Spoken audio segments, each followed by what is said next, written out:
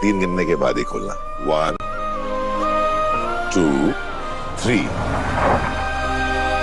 इतना बड़ा बुके। तुम्हारी मेहनत और मेरी खुशी के सामने इस बुके का साइज कुछ भी नहीं। हमेशा की तरह इस बार भी मेरा तुम पर भरोसा पक्का था। मैं जीत गया, तुम पास हो। Congratulation sir. मुझे तो लगता है कि सन्ना जल्दी तुझे रेड रोज देके प्रपोज करने वाले हैं। काश आर्य सर भी बोले आई लव यू।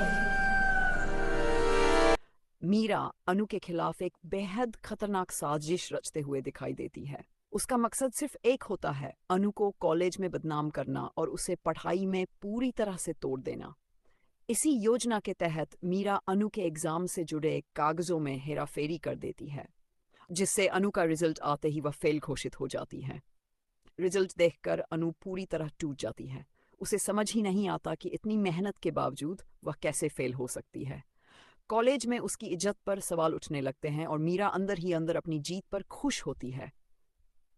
लेकिन कहानी यहीं खत्म नहीं होती। जब आर्यवर्धन को इस पूरे मामले की भनक लगती है तो उन्हें शक होने लगता है कि कुछ न कुछ गलत जरूर है। अनु पर भरोसा करते हुए आर्यवर्धन खुद कॉलेज पहुंचते हैं और प्रोफेसर से बात करने की कोशिश करते हैं।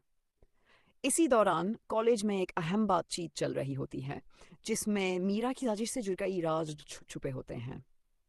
सबसे बड़ा ट्विस्ट तब आता है जब आर्यवर्धन कॉलेज में आकर सारी बात अपनी आंखों और कानों से सुन लेते हैं।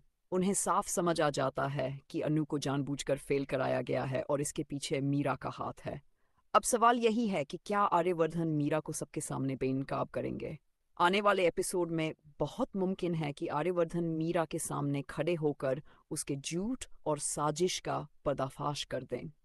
अगर ऐसा होता है तो मीरा के लिए बचने का कोई रास्ता नहीं बचेगा और अनु की बेगुनाही सबके सामने आ जाएगी। अब देखना यह है कि सच्चाई कब और कैसे सबके सामने आती है और मीरा को उसके किए की सजा मिलती है या नहीं।